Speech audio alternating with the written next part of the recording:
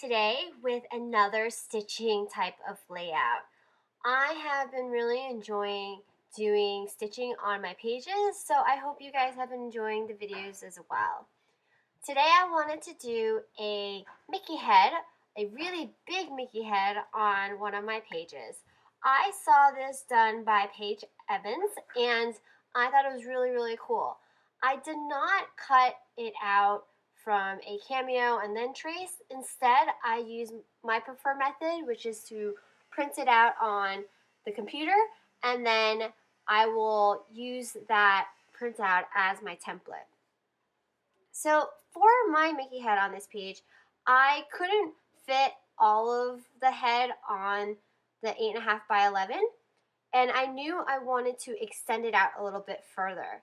So what I do to start off is to take the template that I do have, place it on the page where I want it to be, but extend it out a little bit more so I can actually go back in later and fill that part in. So I'm taking my paper piercer and just going along the outline of my printout.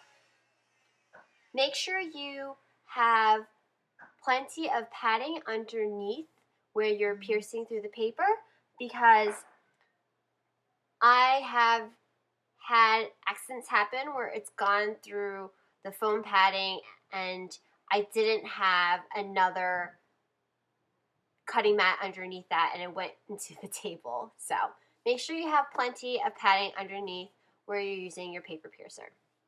Now that I'm done tracing the first half of my Mickey head, I am going to cut up my template and it will line up with the part of the Mickey head that I have already pierced through. You can actually use this technique on anything that is symmetrical or has a line of symmetry. And that line of symmetry is what divides a figure into two mirror image halves. So for me, I can split the Mickey head right down the middle, and it's the exact same when you fold it in half. So as you can see, I've cut out my template and I'm aligning it with the pierced outline that I already have. And to continue the outline, I am following again the template and just bringing it up to the end. I don't pierce all the way to the end of the page because I don't want to lose that stitch for being too close to the edge. I decided that for this stitching project, I was going to use black embroidery floss, and I will not have you sit through the entire time it takes me to stitch this Mickey head, but it actually didn't take me too long. So let me fast forward to that completed stitching. Now that my stitching is done, I knew I wanted to emphasize the Mickey head a little bit more besides having the stitching. So I actually cut my stitched part of this layout off of this white cardstock and decided that I would layer it on top of another pattern sheet of paper. I picked out this balloon pattern sheet of paper because whenever I think of Disney, I think of all the balloons that they're selling on the streets, and I've always wanted one, but I never got one because it'd be a waste on me. I wouldn't be able to take it home anyway. So I liked how playful and colorful this pattern sheet of paper was.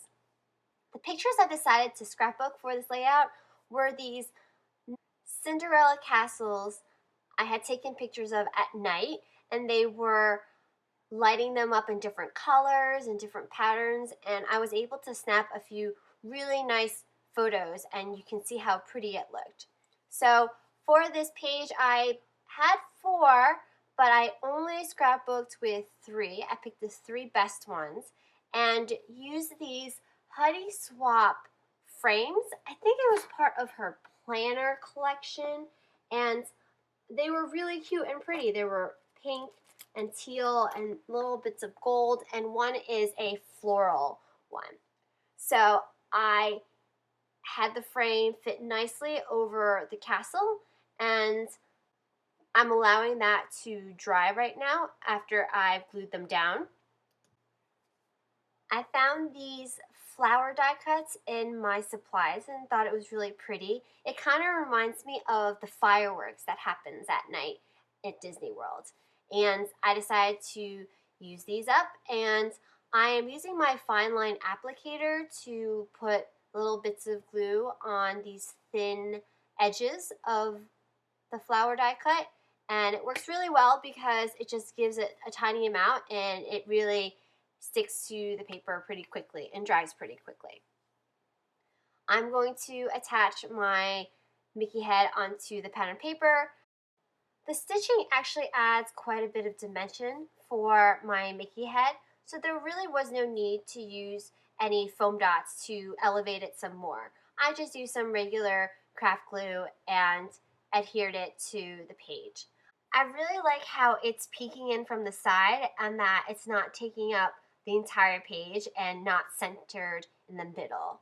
Now that the frames are dried, I am cutting them out from the photo, and I prefer doing it this way because it helps me make sure that no photo is hanging off the edge of the frame. Before I glued my photos down, I wanted to make sure that I had enough room for my title.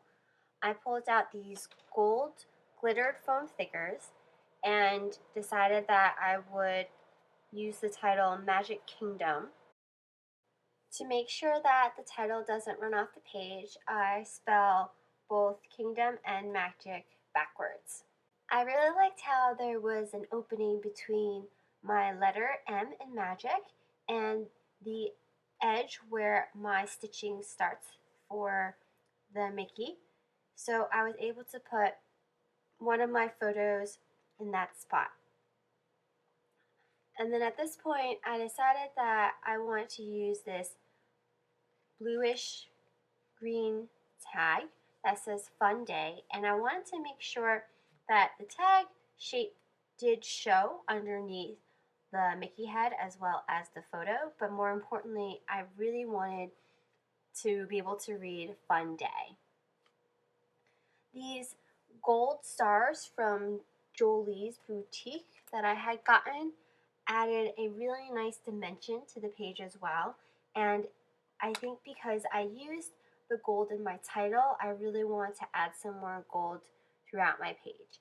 So I added 2 stars to 3 different areas where I would designate as my embellishment clusters, and I'm also framing the entire page with the visual triangle.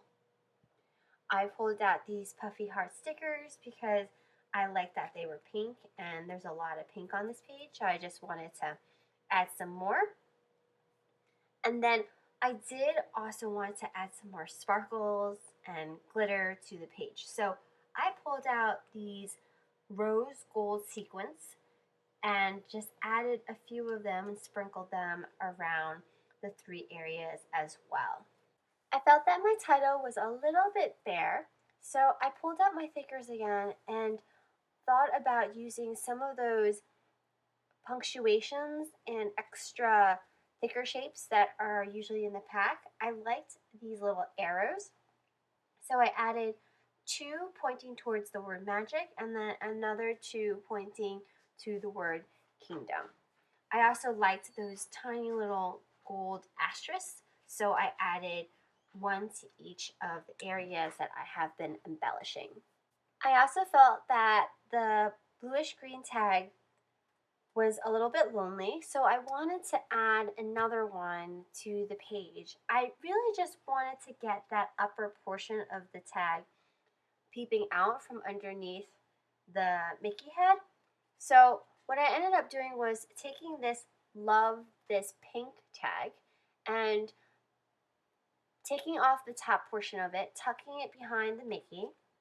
And then I did like the sentiment of love this, so I decided to fussy cut around that sentiment and add it to the page. by tucking it underneath 2 of the 3 photos. I really liked how my page had all these little scattered embellishments, so I also pulled out these satin puffy hearts that I had gotten from Target. I was really sad when I saw these at Target because I think they would have been the perfect substitute for one of the first DIY stash kits I ever made.